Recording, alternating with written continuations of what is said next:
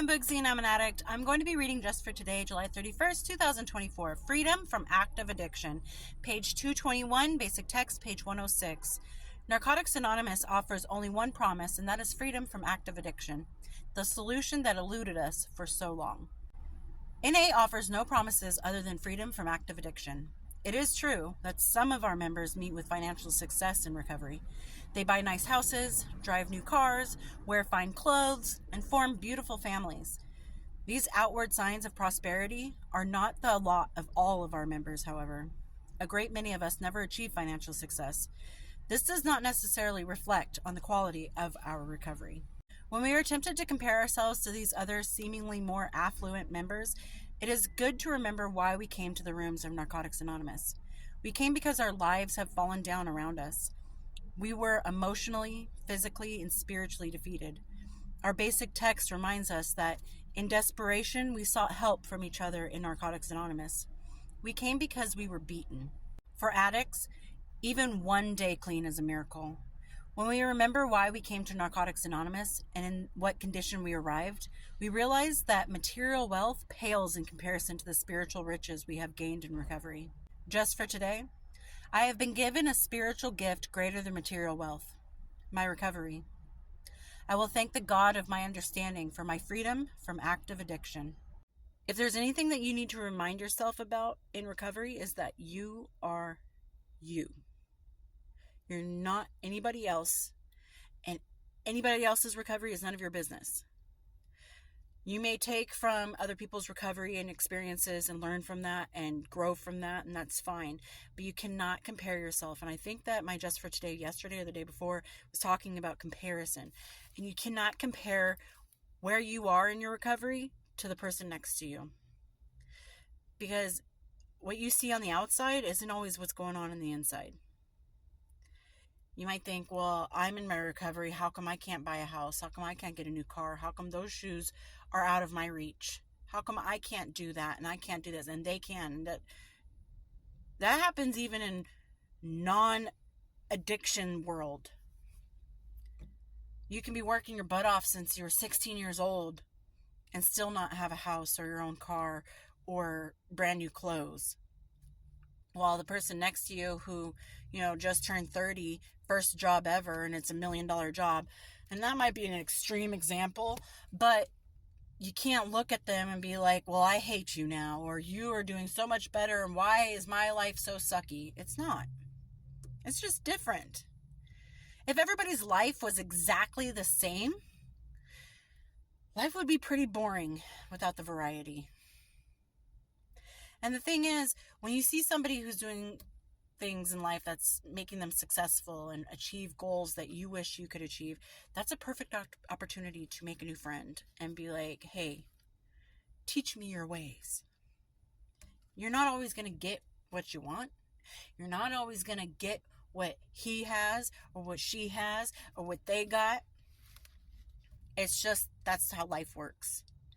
And in recovery, it's really important for us to remember that where we are today is not where we were then and where we used to be. And that's the most important thing. We all started out at second zero. The moment we put that drug down, that drink down, our clock started. And some of us were lucky enough to keep that clock running. Because there are plenty of addicts out there who are unfortunately never, ever, ever going to feel what it feels like to live in sobriety and live in recovery and live clean. We are not that many.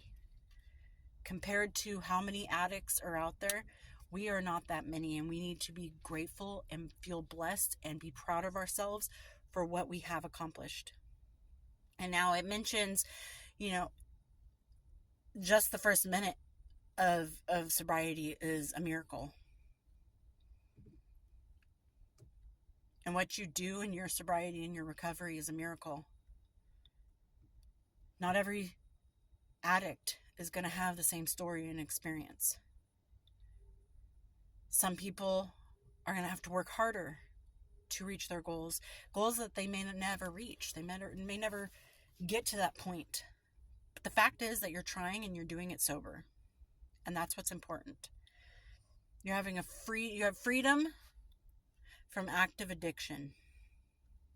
And that in and of itself is a gift that we need to embrace and be grateful for and praise every single day.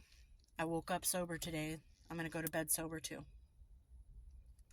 I'm sober today because yesterday's me was sober yesterday. And I'm going to be sober tomorrow because today's me is going to stay sober. So just stay in your own lane. And I know that when some people get into your lane, you need to honk a little bit and you need to speak up, but just remind yourself that you comparing yourself to someone else's recovery is just like somebody coming over and telling you that your recovery is not valid because you're not doing it my way. And there are plenty of people out there. If you don't do this, then you're not in recovery. If you don't do that, you're not in recovery. And that's not true. There are people who have been in recovery for 10 years and never accepted God as their Lord and Savior. And other people believe that that's not a valid recovery then, even though it's been 10 years since they last drank. It's been 13 months since they last took a hit. But because they don't follow somebody else's recovery to the T, it doesn't count. And those are the kind of things that can make you question your recovery and your sobriety. Like, well, maybe I'm doing it wrong. You're not. Just because you don't have your own house, just because you don't have a brand new car, just because you can't go on a shopping spree once in a while and get new clothes and whatnot, doesn't invalidate the struggle you had to reach where you are today. And you are important. Your recovery is important.